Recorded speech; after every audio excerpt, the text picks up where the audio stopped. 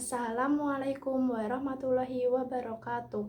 Perkenalkan, nama saya Aulia Aziza dengan NIM K7119050 dari kelas 4A PGSD Surakarta, Universitas 11 Maret. Di sini saya akan membuat media pembelajaran tematik. Selamat menyaksikan. Alat dan bahan yang digunakan yaitu print-printan materi, alat tulis seperti penghapus, spidol, pensil, pulpen, kemudian penggaris, gunting, dan double tip, dan yang terakhir yaitu styrofoam.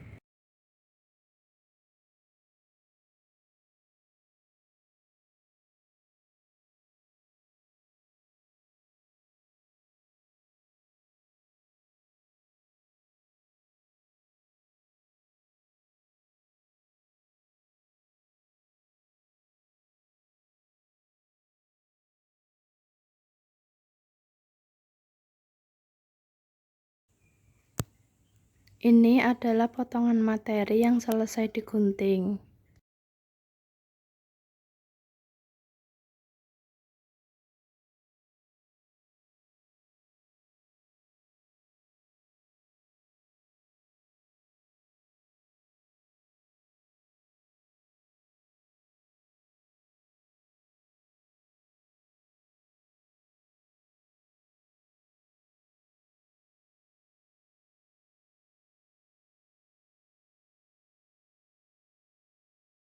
Saya membuat media pembelajaran tematik yang bernama Penget PAIP atau singkatannya Papan Pengetahuan IPA dan IPS.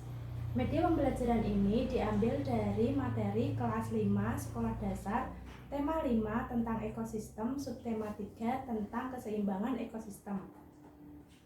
Media pembelajaran ini terintegrasi dari dua mata pelajaran, yaitu IPA dan IPS. Dengan masing-masing dari mata pelajaran itu mengandung satu KD. Untuk mata pelajaran IPA, KD-nya yaitu KD 3.5, menganalisis hubungan antar komponen ekosistem dan jaring-jaring makanan di lingkungan sekitar.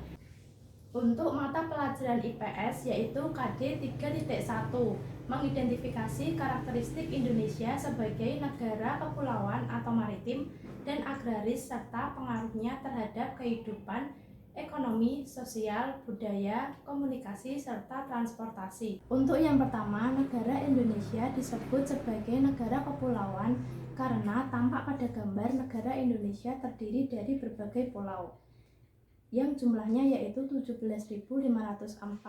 Dengan pulau yang besar ada 5 jumlahnya. Yang pertama yaitu Sumatera, Jawa, Kalimantan, Sulawesi, dan Papua. Jadi Indonesia disebut sebagai negara kepulauan.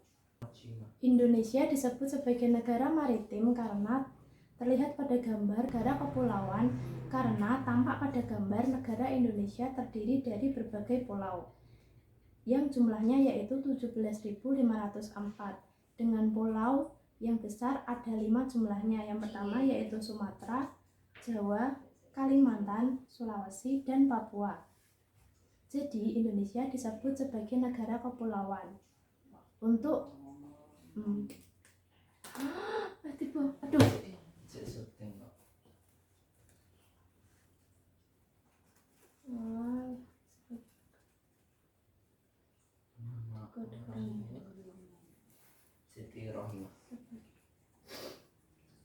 sebagai negara.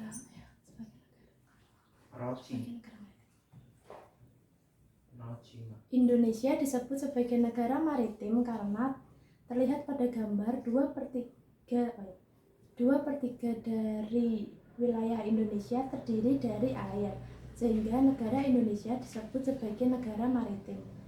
Kemudian sebagai negara agraris, terlihat pada gambar terdapat garis yang melewati negara Indonesia. Garis ini adalah garis khatulistiwa.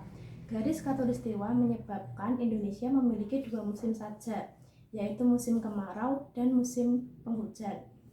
Musim kemarau dan musim penghujan menyebabkan tanah Indonesia menjadi subur, kemudian masyarakat Indonesia memanfaatkannya, sehingga Indonesia disebut sebagai negara agraris. Kemudian guru mengarahkan siswa secara sekelompok untuk berdiskusi mengenai kesimpulan kenapa Indonesia disebut sebagai negara maritim dan agraris, dan menuliskan jawabannya di sini. Pengaruh negara Indonesia sebagai negara maritim dan agraris pada bidang ekonomi. Yang pertama yaitu munculnya aktivitas ekonomi penangkapan ikan. Kedua, munculnya aktivitas ekonomi bercocok tanam. Ketiga, pariwisata di laut. Keempat, pariwisata di sawah. Dan yang kelima yaitu pertambangan.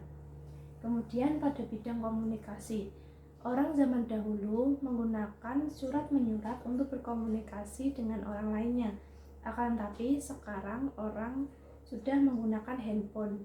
Handphone lebih canggih dan variatif dalam menyampaikan pesan.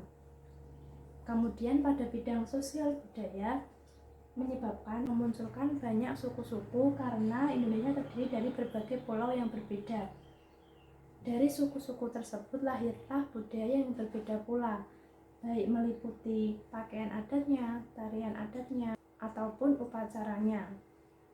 Kemudian pada bidang transportasi, orang-orang zaman dahulu ketika pergi ke pulau yang berbeda menggunakan kapal yang bertenaga angin. Kemudian sekarang sudah menggunakan kapal bertenaga mesin. Kapal bertenaga mesin ini mendorong pembangunan pelabuhan sebagai tujuannya. Begitu pula dengan pesawat. Orang bepergian dari satu pulau ke pulau yang lainnya semakin mudah dengan hadirnya pesawat. Pesawat ini juga mendorong pembangunan bandara sebagai tempat tujuannya. Kemudian guru mengarahkan siswa untuk menguraikan apa saja pengaruh negara Indonesia sebagai negara maritim dan agraris terhadap kehidupan ekonomi, sosial, budaya, komunikasi, serta transportasi secara berkelompok. Kemudian siswa menuliskan jawabannya di sini. Pada aktivitas penangkapan ikan, terdapat hubungan antara manusia dengan lingkungannya. Manusia memiliki ketergantungan terhadap laut, yaitu untuk mencari ikan untuk memenuhi kebutuhannya. Nah, hubungan antara manusia dan lingkungannya disebut dengan ekosistem. Di sini yaitu ekosistem laut. Jadi, ekosistem adalah hubungan antara manusia dengan lingkungannya.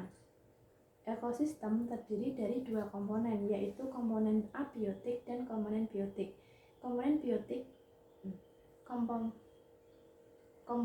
abiotik yaitu komponen yang tak hidup, contohnya seperti cahaya matahari, air, udara, dan sebagainya. Kemudian untuk komponen biotik yaitu komponen yang hidup, contohnya ada hewan, tumbuhan, dan manusia. Dalam komponen biotik terdapat hubungan antara produsen, konsumen, dan pengurai, sehingga terbentuklah rantai makanan. Dalam suatu ekosistem itu terdiri dari beberapa rantai makanan.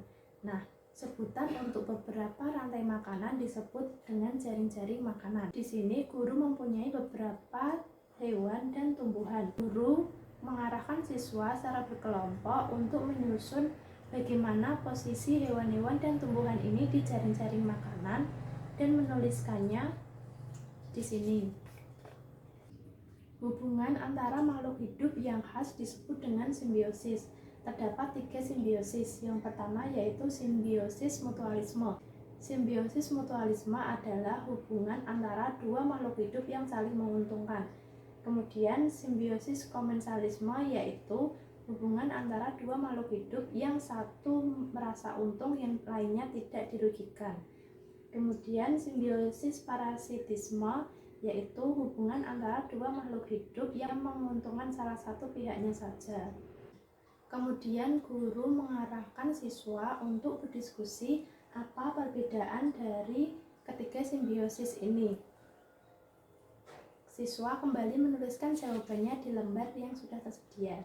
Setelah setiap kelompok selesai berdiskusi, jawaban setiap kelompok ditempelkan pada papan berikut ini sesuai dengan nomor kelompoknya. Kemudian guru akan memeriksa hasilnya dan memberikan apresiasi terhadap kerja siswa berupa tepuk tangan atau bintang. Sekian video dari saya. Terima kasih. Wassalamualaikum warahmatullahi wabarakatuh.